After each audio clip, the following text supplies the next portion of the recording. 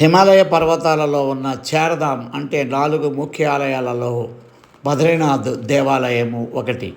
సనాతన ధర్మాన్ని ఆచరించే ప్రతి ఒక్కరూ ఈ దేవాలయాన్ని జీవితంలో ఒక్కసారైనా సందర్శించాలనుకుంటారు. ఎందుకంటే ఈ ఆలయంలో ఎన్నో రహస్యాలు ఉన్నాయి. దానిలో మొదటిది, ఈ దేవాలయం 6 నెలల పాటు మూసి ఉంచే ముందు పూర్తిగా ఆవు నెయ్యితో ఉంచి పైన దుప్పట్ట కట్టి ఉంచుతారు.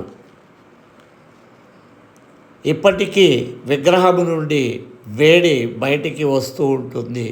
దానిని చల్లబరచడం కోసం ప్రతిరోజు చందనపు పూతను పూస్తారు. నిత్యం చందనం పూతతో ఈ దేవాలయం ఉంటుంది.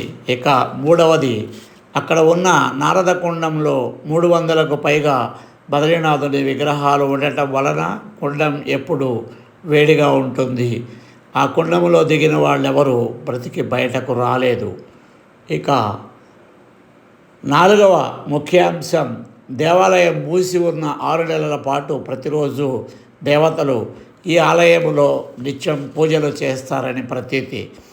6 నెలల తరువాత దేవాలయం తీసినప్పుడు తామర పుష్పములు తాజాగా ఉంటాయి.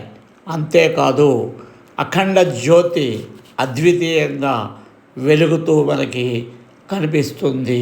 ఇది చాలా ముఖ్యాంశం. 6 నెలల పాటు ఎవరు ఉండరు, అయినా సరే ఈ అద్భుతాలు జరుగుతాయి. ఇక 6వ అంశం, దేవాలయంలో శంఖం ఊదినప్పుడు శబ్దం బయటికి రాదు. అమ్మవారి తపస్సుకు భంగం కలుగుతుంది కనుక అలా జరుగుతుంది.